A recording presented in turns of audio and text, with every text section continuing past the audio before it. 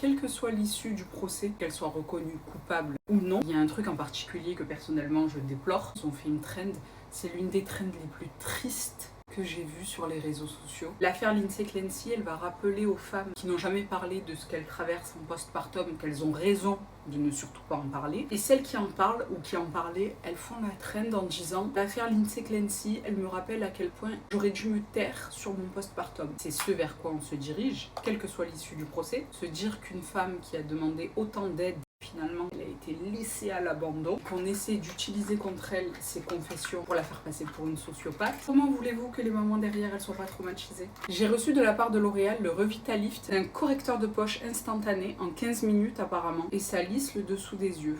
Appliquez une fine couche uniforme du coin interne au coin externe du dessous de l'œil. En tapotant doucement, ne frottez pas, c'est une demi-noisette. Donc là, il y en a déjà trop. Si ça marche bien, c'est cool parce que tu vas le garder super longtemps. Hein. Le père dans cette histoire, bon, on va même pas en parler. J'allais dire, il l'aidait pas. Vous voyez la société comme elle est faite? C'est pas, il l'aidait pas, il faisait pas son rôle de père, tout simplement. Et si elle est condamnée, je trouve ça dommage que lui ne soit pas inculpé, ne serait-ce que pour négligence. Ça me picote un peu là. C'est surtout sur l'effet lissant que j'aimerais savoir si ça fonctionne ou non.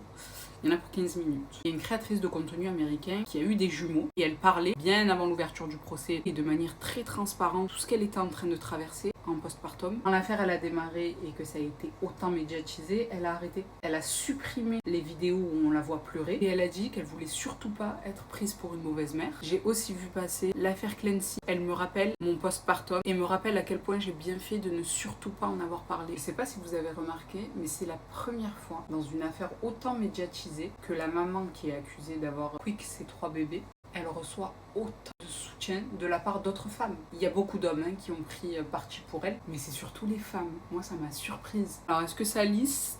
Ce côté-là, ça a toujours pas agi, tu vois. C'est un peu plissé.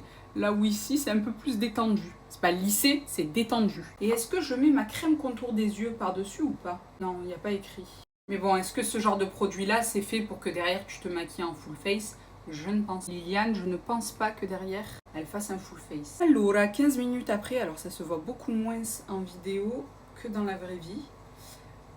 C'est subtil, là en vidéo. Ce côté-là, il est plus lumineux que celui-là.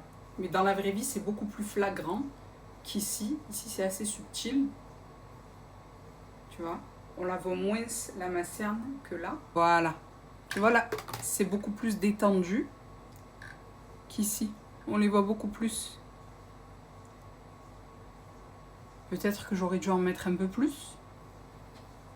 Et je pense que s'il y a des femmes qui ne sont pas mamans, parce que j'aurais pas tenu le même discours auparavant, alors ça paraît plus foncé, mais en fait ça match avec la carnation de mon corps. Mon visage il est plus clair. Et c'est pas du tout un fond de teint, c'est une crème solaire teintée, juste pour uniformiser un tout petit peu. Celles qui ne sont pas mamans, elles auront peut-être pas le même discours à propos du postpartum, parce qu'en réalité, si j'avais pas eu mon enfant, j'aurais été en mode non, faut absolument libérer la parole, c'est important de ne pas s'enfermer, etc.